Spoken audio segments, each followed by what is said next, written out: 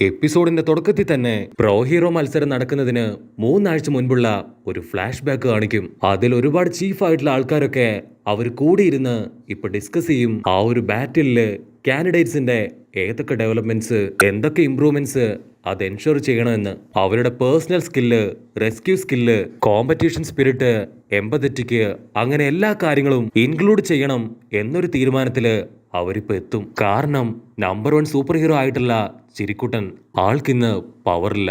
അതുകൊണ്ട് തന്നെ ചിരിക്കുട്ടന് പകരം ഒരുപാട് സൂപ്പർ ഹീറോസിനെ എത്രയും പെട്ടെന്ന് റെഡിയാക്കണം.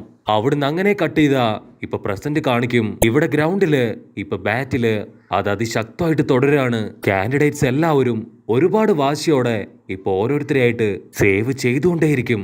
അപ്പോഴായിരിക്കും ഉറക്കം തൂങ്ങിയുടെ അടുത്തൊരു ട്വിസ്റ്റ്. അവിടേക്ക് ടെററിസ്റ്റുകളെ ഇറക്കി വിട്ട് ഇപ്പൊ നമ്മുടെ കാൻഡിഡേറ്റ്സിന് വീണ്ടും ഡബിൾ ടാസ്ക് കൊടുക്കും.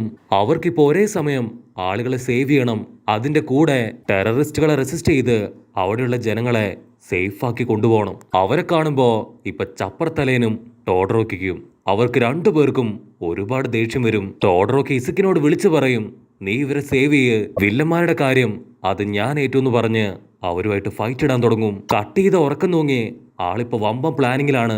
ആക്ച്വലി എല്ലാ കാൻഡിഡേറ്റ്സിനും 100 പോയിന്റ് വെച്ച് ആള് കൊടുക്കും. അതിൽ വീക്കായിട്ട് കളിക്കുന്നവരുടെ പോയിന്റ്സ് അത് കുറഞ്ഞുകൊണ്ടേയിരിക്കും. ആരെങ്കിലും 50% താഴേക്ക് പോയാ അവര് ഫെയിൽ ആവും. കട്ട് ചെയ്ത ടെററിസ്റ്റ് വില്ലന്മാര് അവര് പാഞ്ഞെടുക്കും. അപ്പൊ ആ ഒരു വൈബ്രേഷൻ ചെക്കൻ ഷിൻഡോ അവൻ വിളിച്ചു പറയും, ഇസുക്ക് നീ പറ്റുന്നത് പോലെ എല്ലാവരെയും സേവ് ചെയ്യ്, ഇവരുടെ കാര്യം അത് ഞാൻ നോക്കിക്കോളാം. അത് കേട്ട് ഹീറോ ഷോക്കാവും. കാരണം അവൻ നമ്മുടെ സ്കൂളിലെ കാൻഡിഡേറ്റ് അല്ല.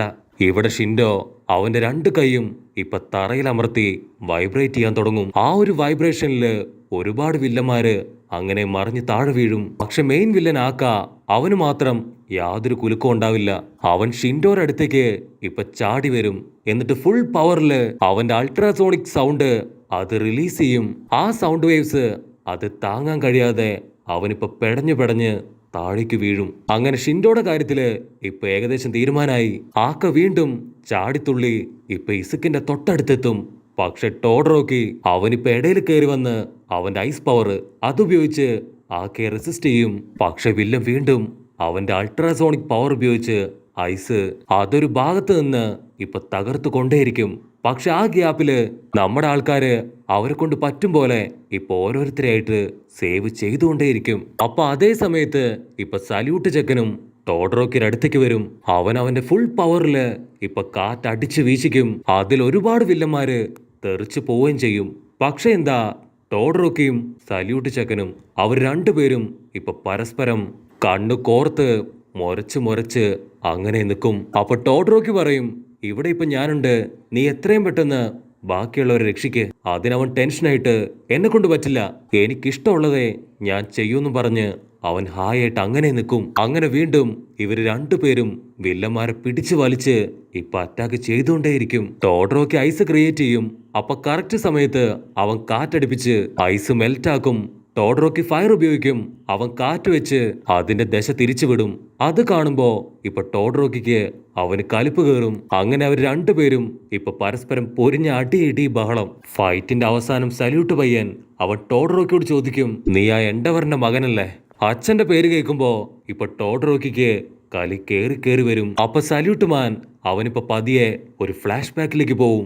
ആക്ച്വലി ചെറുപ്പത്തില് സല്യൂട്ട് മാൻ ചെക്കന് അവനേറെ ഇഷ്ടം എൻഡവറിനെ ആയിരുന്നു. ഒരുപാട് നാള് കാത്തിരുന്ന് എൻഡവറിനെ ആദ്യമായിട്ട് കാണുമ്പോ ഒരു ഓട്ടോഗ്രാഫിന് വേണ്ടി അവൻ ഓടിയെടുക്കും.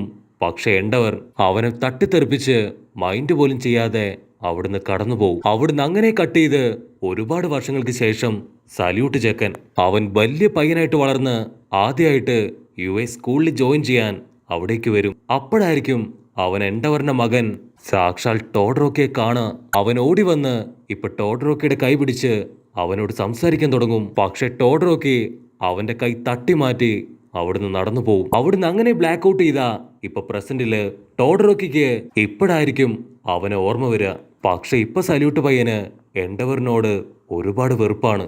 അത് കേൾക്കുമ്പോ ഇപ്പൊ ടോഡറോക്കി അവൻ ഒരു സെക്കൻഡ് അവന്റെ പപ്പയെ ഓർക്കും. പതിയെ അവന്റെ ഫയർ പവർ അത് കുറഞ്ഞു വരും. അപ്പൊ ആക്കാ വില്ലൻ പറയും, നിങ്ങൾക്ക് രണ്ടുപേർക്കും ഇതെന്തു പറ്റി? ഇതൊരു ബാറ്റിലാണ്, ഞാനാണ് നിങ്ങളുടെ എനിമി. അതുകൊണ്ട് പരസ്പരം ഫൈറ്റ് ചെയ്യാതെ നിങ്ങൾ രണ്ടുപേരും ചേർന്ന് എന്നോട് ഫൈറ്റ് ചെയ്യ്. അതിന് ടോഡറോക്കി അവൻ കലി കയറി അവന്റെ ഫയർ പവർ ഉപയോഗിക്കും. പക്ഷെ സല്യൂട്ട് പയ്യൻ അവൻ വിട്ടുകൊടുക്കില്ല. അവന്റെ ഫുൾ പവർ ഉപയോഗിച്ച് കാറ്റടിപ്പിച്ച് ആ ഒരു ഫയറിനെ അതിനെ തെറിപ്പിച്ചു കളയും. കാറ്റിന്റെ ശക്തിയില് ആ ഒരു ഫയർ പോയി ഷെയ്ക്ക് ചെക്കന്റെ തൊട്ടടുത്തേക്ക് വരും. അവനാണെങ്കില് ഇപ്പൊ നനങ്ങാൻ പോലും കഴിയില്ല.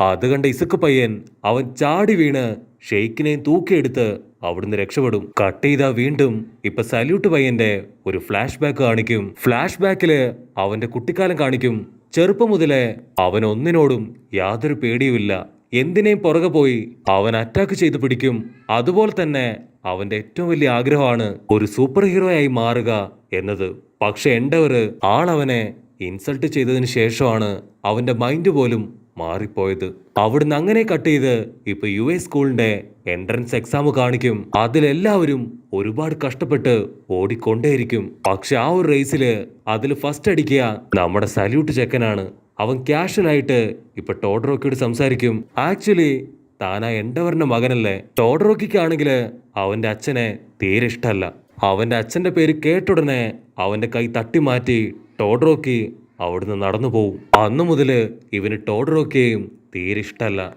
കട്ട് ചെയ്ത ടോഡറോക്കി ഈ സ്റ്റോറിയൊക്കെ കേട്ട് ഇപ്പൊ ഒരു സെക്കൻഡ് ഫ്രീസ് ആവും. അവന്റെ അച്ഛൻ കാരണം വീണ്ടും അവനിപ്പോ ഒരു ശത്രുവിനെ കൂടെ കിട്ടി. പക്ഷെ ഇപ്പൊ ഇത് ചിന്തിച്ചു നിന്നാ ഉറപ്പായിട്ടും ഈ ഒരു ബാറ്റില് ഞാൻ തോറ്റുപോകും. വിട്ടുകൊടുക്കില്ല എന്നും പറഞ്ഞ് ഇപ്പൊ ടോഡറോക്കി അവൻ വീണ്ടും ഫൈറ്റ് ചെയ്യും. അപ്പൊ ഇനസ വില്ലൻ വീണ്ടും അവന്റെ അൾട്രാസോണിക് പവർ അതുപയോഗിച്ച് സല്യൂട്ട് പയ്യനെ കറക്കി താഴെയിടും. അടുത്തതായിട്ട് അവൻ ടോഡറോക്കിക്ക് നേരെ തിരിഞ്ഞ് അവന്റെ കഴുത്തിൽ കയറി പിടിക്കും. അപ്പൊ അതേ സമയത്ത് ലോങ് ഷോട്ടില് ഇസുക്ക് പയ്യനാവട്ടെ ഇതൊക്കെ കാണുമ്പോ അവന്റെ ഹാർട്ട് ബീറ്റ് കൂടി വരും. കട്ട് ചെയ്ത ഷിൻഡോ അവനിപ്പോ ഓക്കെ ആയി. അവൻ ചാടി എഴുന്നേറ്റ് വീണ്ടും അവന്റെ ഷിവറിംഗ് പവർ ഉപയോഗിച്ച് അവിടെ മുഴുവൻ ഷിവർ ചെയ്യിപ്പിച്ച് ഒരുപാട് വില്ലന്മാരെ ഇപ്പൊ തകർത്ത് താഴെയിടും. അത് കാണുമ്പോ ഇസുക്ക് പയ്യന് അവൻ ഒരുപാട് ഹാപ്പി ആവും. കട്ട് ചെയ്ത ടോഡറോക്കിയെ ആ ഒരു വില്ലൻ ഇപ്പൊ പാരലൈസ് ചെയ്ത് താഴെ ഇട്ടിരിക്കുകയാണ്. അവൻ എങ്ങനെയെങ്കിലും അതിൽ നിന്ന് രക്ഷപ്പെടാൻ ഇപ്പൊ ഒരുപാട് ശ്രമിക്കും. അപ്പൊ പാരലൈസ്ഡ് ആയിട്ട് കിടക്കുന്ന സല്യൂട്ട് പയ്യനും നമ്മുടെ ടോഡറോക്കിയും അവർ രണ്ടുപേരും കിടന്നുകൊണ്ട് അവരുടെ പവർ യൂസ് ചെയ്യും. കാറ്റിന്റെ ശക്തിയിൽ ഫയർ